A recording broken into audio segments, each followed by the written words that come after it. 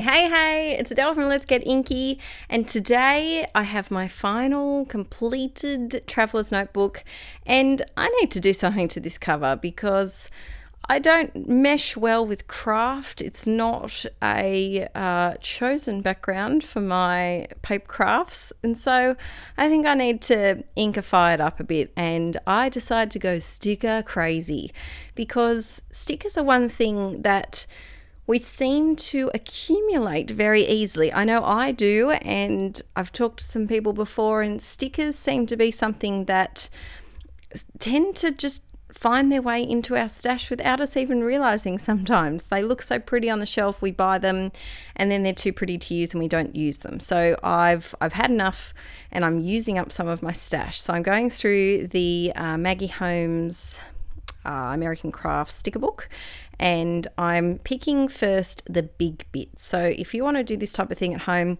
start with the biggest stickers first because you'll be covering up a lot of them anyway. So I'm starting with those big, I think they're kind of designed to put in planners. They're about the size, I think, of possibly a happy planner maybe, and I'm starting with some of those, and I am doing the front and the back cover. Another way that you could use some of your stash to kind of jazz up your cover a little bit is by using washi tape if you'd like to. I would recommend, if you are doing washi tape, because it is a bit transparent, I would either cover my cover with either white paper or white paint or white gesso, something white, so that the patterns of your washi tape really shine through and you can see the colors properly and they don't look a bit dull and muted.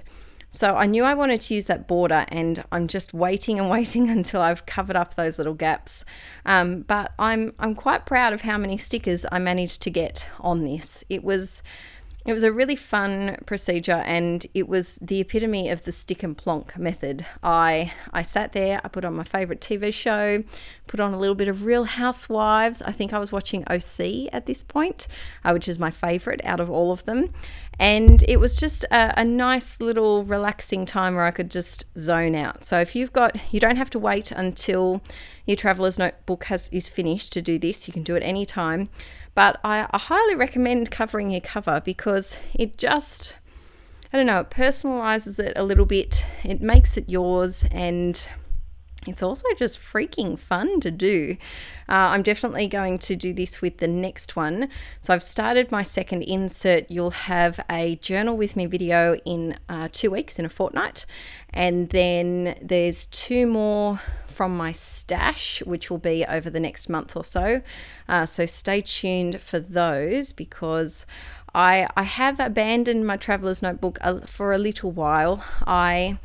I think with the move, and then I was catching up after all of our family health issues, and I got kind of backtracked a bit with my video recording, and so I really needed to focus on DT projects and Patreon and working on some editing really. And I think the first thing that goes for me is this traveller's notebook, because it isn't chronological as well. It is chronological, but it's not like my project life, which is a week. I can skip a month if I want to. I can skip a year. It doesn't really matter. I can go back if I really want to. I think the next journal with me video, number 17, that'll be out in a fortnight, is actually photos from last October. So I think this is the first thing that I let slide because I can, and I kind of give myself permission. I know that sounds ridiculous, but does anyone feel the same? Does anyone have a project that you kind of have that permission slip to let it slide if things get chaotic? You can let anything slide, really, but I think I personally feel less stressed if I not up to date with this one compared to my project life, which I do really want to keep on top of, because otherwise it turns out like the fail of 2015, which we don't speak of. It's like the Voldemort of my scrapbook albums. We just don't speak of it. It's there on the shelf. It looks great. It's not full. It's only done till March, if that, actually, probably maybe even February. One day I might go back and do it. We'll see.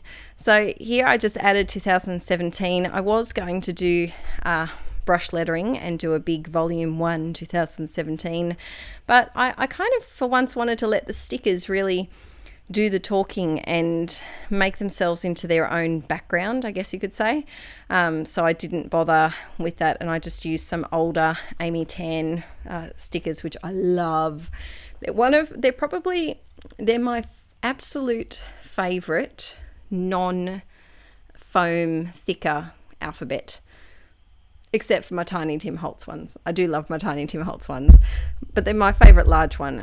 They're really handy if you can track them down, but they're one of the first, I think they're one of the first scrappy supplies that I got, so I don't know if they're available anymore. I doubt they are. Sorry about that.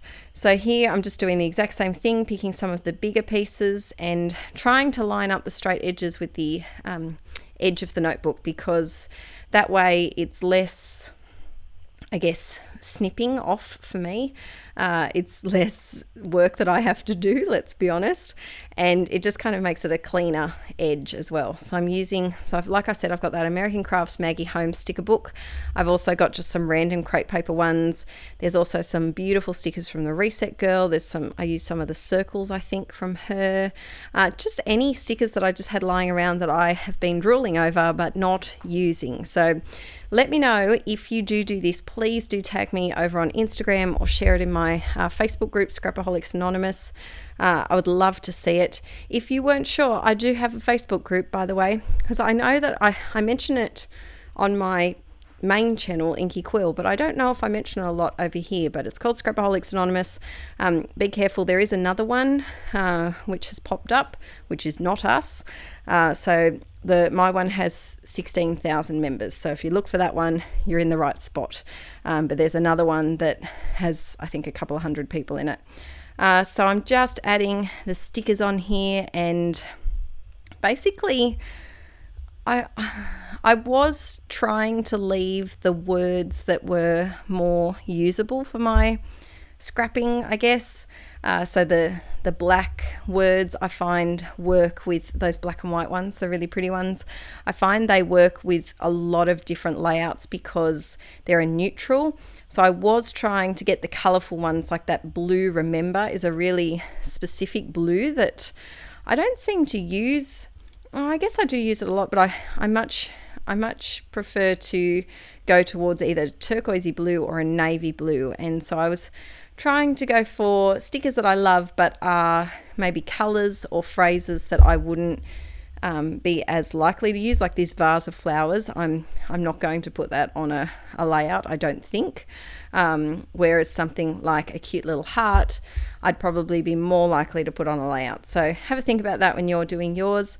By the way, I have an idea cooking for June.